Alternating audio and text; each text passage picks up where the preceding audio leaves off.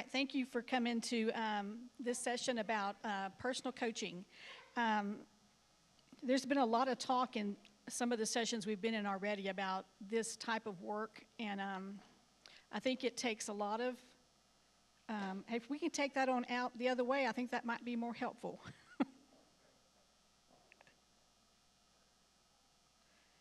Thank you. So I broke it down. I'm a word nerd, I guess you might say.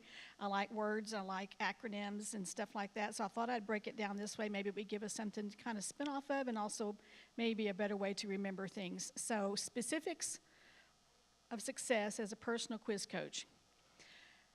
The first thing I put was strategy, and that is kind of the overall plan of what you're hoping to accomplish by being a personal coach. And I think several things play into that, but the first thing I would say is if you're a personal coach, you're not the quiz coach.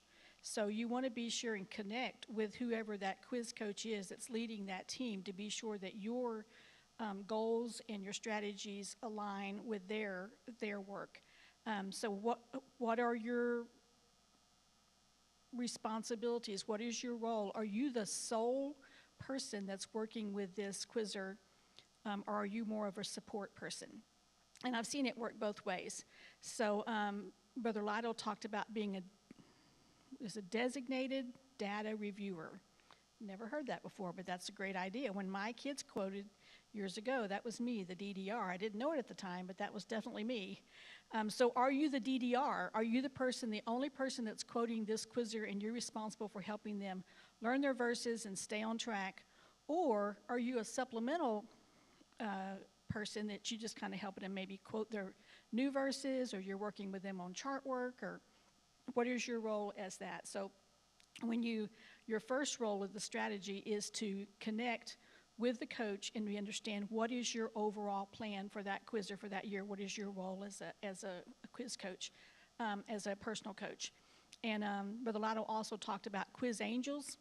I have thought for a while that there's a role in personal coaching for not only our senior citizens, but also our hyphen group. Our hyphen group has a lot of opportunity to serve as a personal coach if there's interest in that. So once you have what your strategy is, we know that things change all throughout the year, especially with quizzers as things happen. So you want to connect regularly with the coach of the team to see if your strategy should change, if you should shift courses, how you should adjust as the years go along.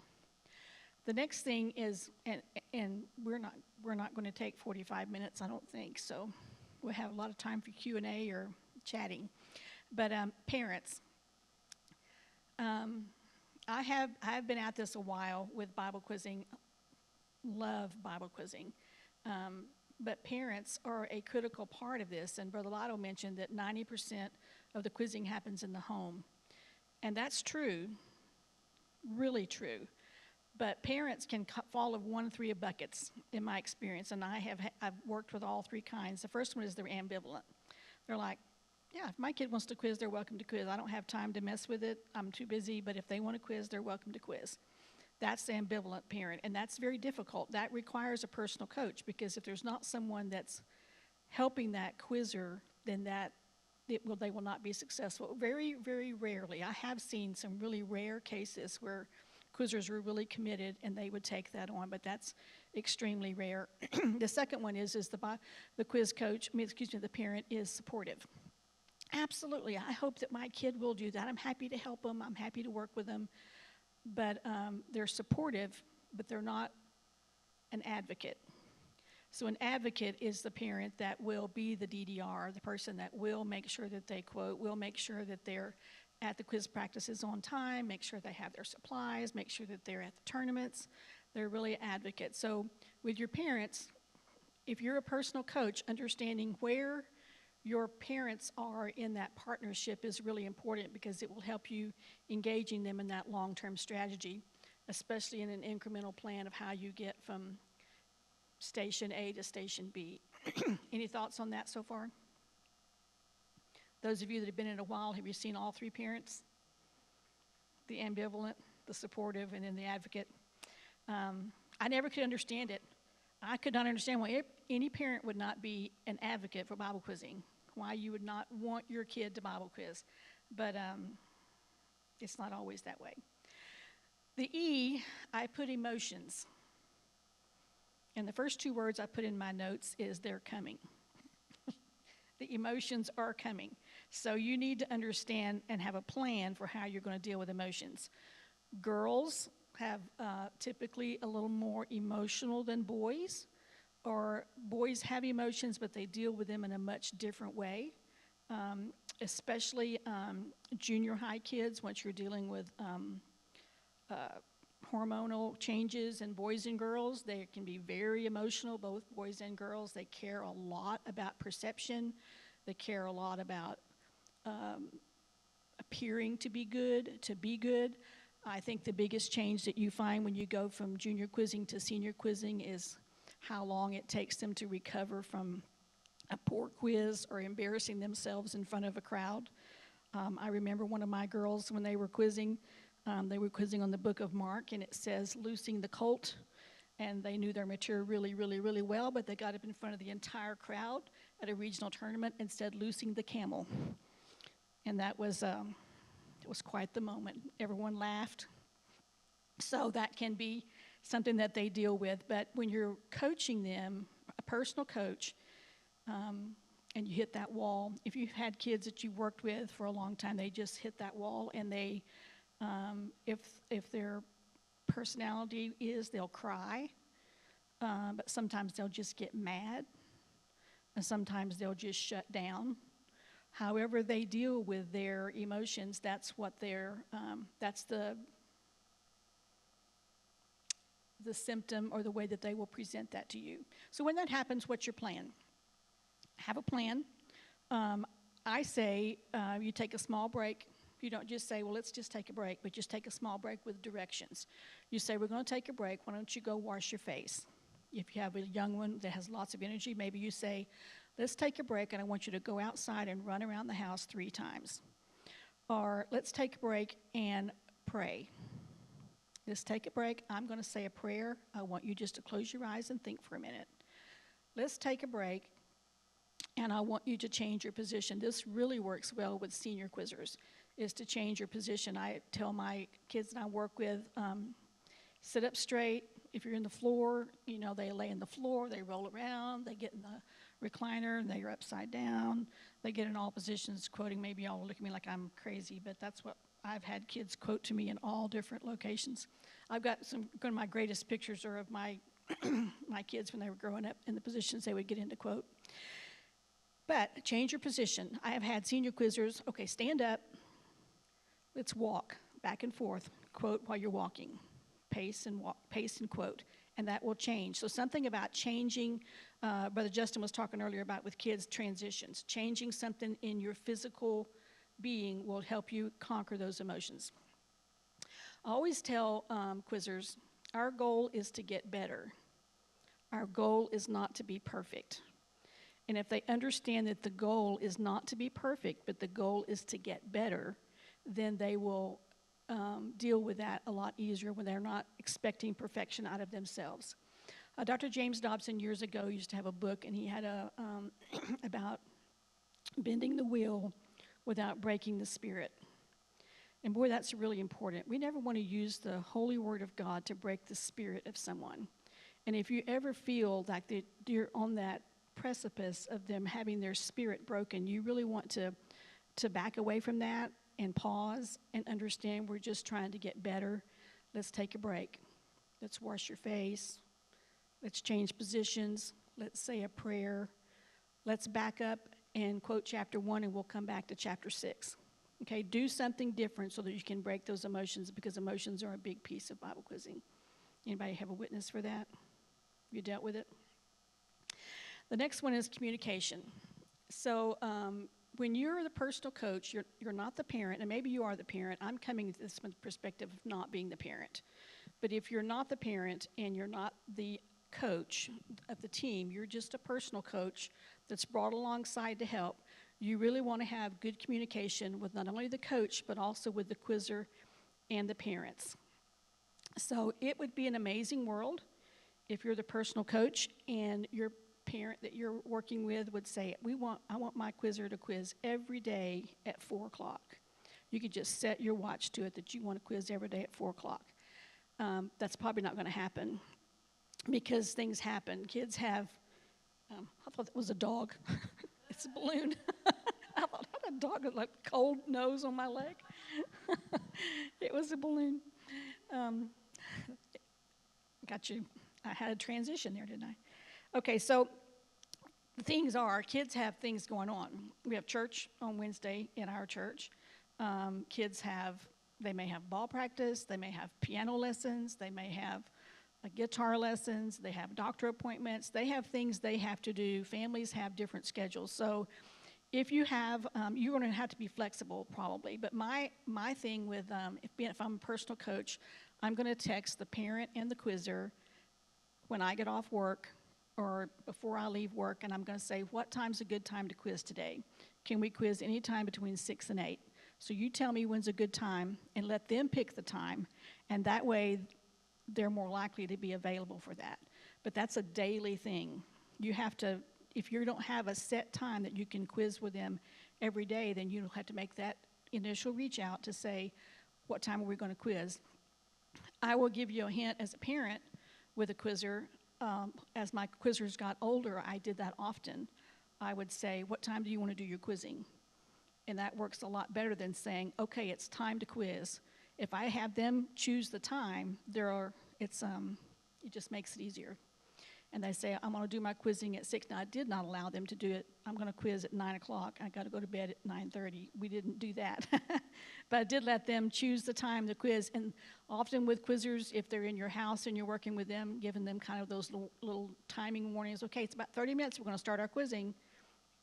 And we're going to start at 7. Hey, it's 6:45. We got 15 minutes. If you want to start kind of getting your things put together and getting ready, we're going to quiz at 7. So that kind of gives them that forewarning. And it never works well to go into the middle of what they're doing and say, okay, put all that stuff down and turn the TV off, or put your book down and come in here, we're fixing a quiz, if you don't give them a little bit of warning. So that's really true with communicating with the parents and the quizzers, that they know what time. If they don't, and then sometimes, most of this you're doing virtual, you log in, they're not there, so you have to text them back and say, are we ready to go? Everybody ready to go? So that communication is important, not only long-term, but on a daily basis of really keeping the communication open. The I stands for individualize. We've talked a lot in most of our sessions today about how that differs by age and ability, and it just does. So your overall plan should tell you how many verses per day that you want to learn, and that is determined by your individual child. But what's going on this week? Is the church in revival and we're at church every night? Have they been sick? Is there something going on in their family? Is there something going on that you need to think about that week as you're setting up your plan? But when you're, how many verses per day can they learn? Are they an advanced quizzer or a brand new quizzer? So how much chart work do you want to incorporate into your work with them? I prefer, as a personal coach, and I've done that for several years, I prefer to do it all in one session, but sometimes you need to break it up. You could do 30 minutes and come back to it later and do 30 more minutes, especially if it's a certain personality or individual family need. That's important. The F is probably what I struggle with the most, and I've just labeled it format. But if you can get some face-to-face time with your quizzer, come early on, church or something, or pick them up and take them to your house and work with them, that's amazing. But most personal coaching happens virtually. So what format are you going to use? Are you going to use Teams? Are you going to use Zoom? FaceTime on a cell phone always works. To me, the last resort is a phone call without the ability to see the student's face. If I say patient, y'all bear with me. That's what I work with all day, every day, and I've almost said it several times. But you want to be able to see the quizzer's face, because I hate to tell you this, but if you can't see their faces and you're trying to get them, quote, occasionally they will peek at their material because they want to be right and they want to get done. So if you really need to be able to see their faces if you can.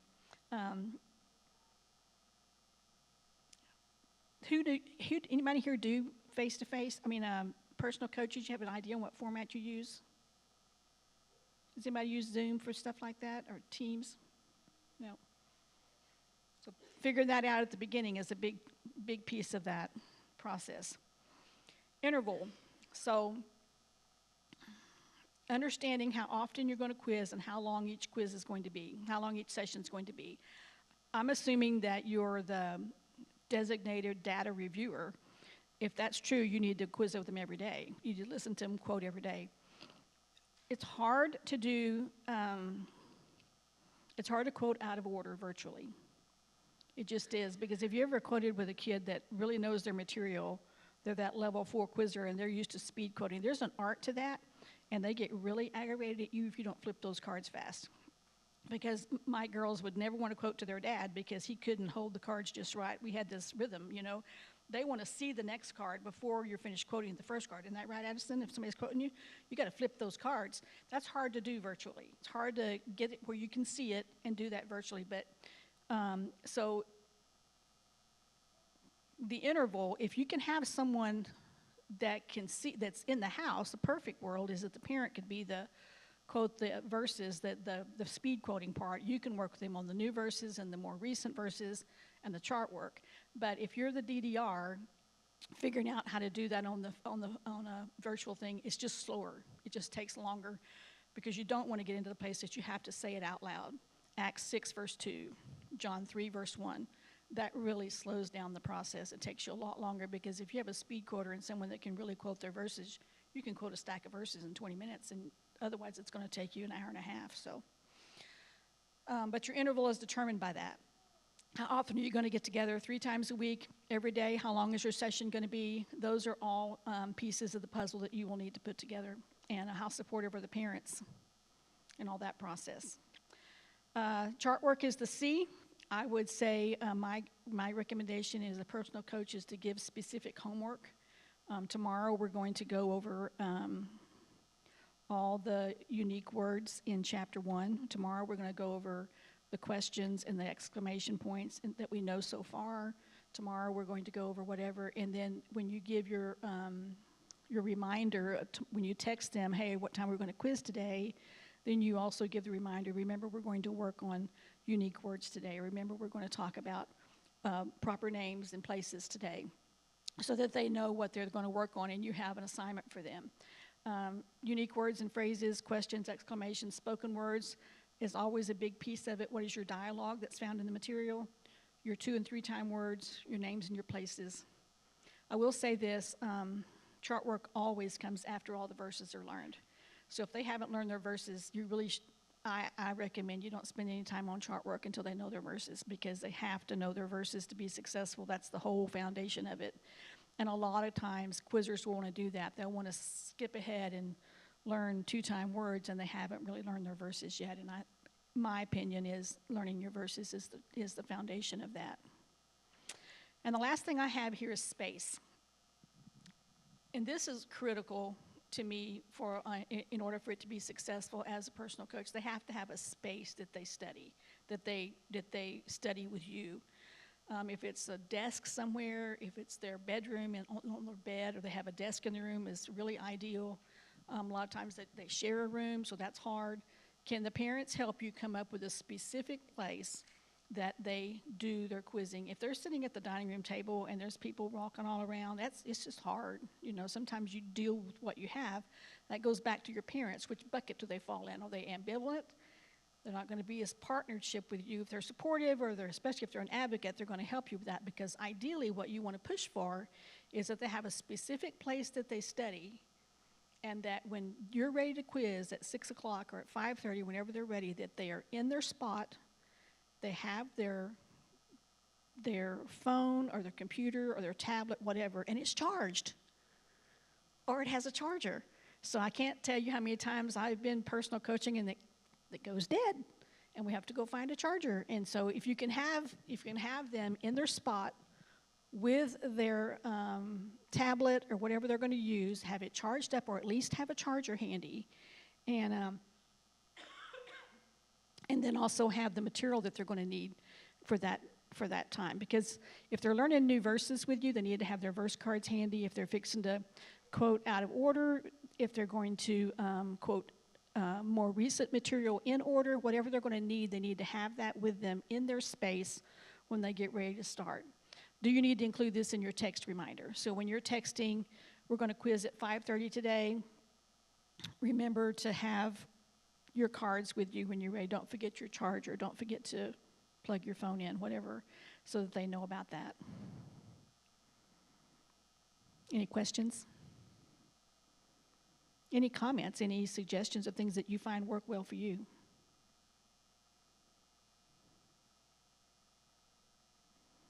Okay, we got 15 minutes. I'll leave you with a thought. I love Bible quizzing. I really do. I believe in Bible quizzing. I've seen too much. I know too many people that have been positively impacted by Bible quizzing. But it's a lot of work. It's a lot of work, and that's the excuse that we get from most people why they don't participate as much as they would, because I'm just too busy. I'm too busy.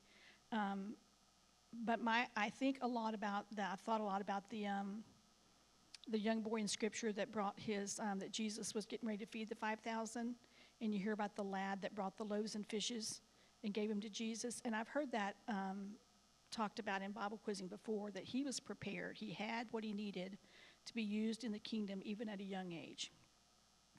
And I think that's powerful, and I think it's important. But I've also thought about the fact that he had 5 loaves and 2 fishes. I really doubt that young boy caught those 2 fish himself. And I really doubt that he made the bread. He probably didn't even pack the lunch. He had the lunch, but he probably didn't catch the fish, and he didn't do all the work ahead of time. But he was prepared to offer what he had to the kingdom because someone else helped him be prepared to offer something to the kingdom. And I think that is the role we as leaders, parents, quizzing angels, personal coaches, cheerleaders, whatever role we play in taking care of with quizzers and helping them on their journey, is that we are helping catch the fish. We're helping bake the bread. We're helping make that lunch, put it together so that then those quizzers are in a position that they can be used for the kingdom, that they are prepared and they have what they need to be there. So I wanted to leave that little thought with you as you go on your journey of being participating in the quizzing program. Anybody else have another thought? All right, well, I'm going to give you some time back. If you have any questions or for me along the way. Chase, did you have a question? You're just clapping your hands. Okay, well, bless your heart. Thank you. God bless you.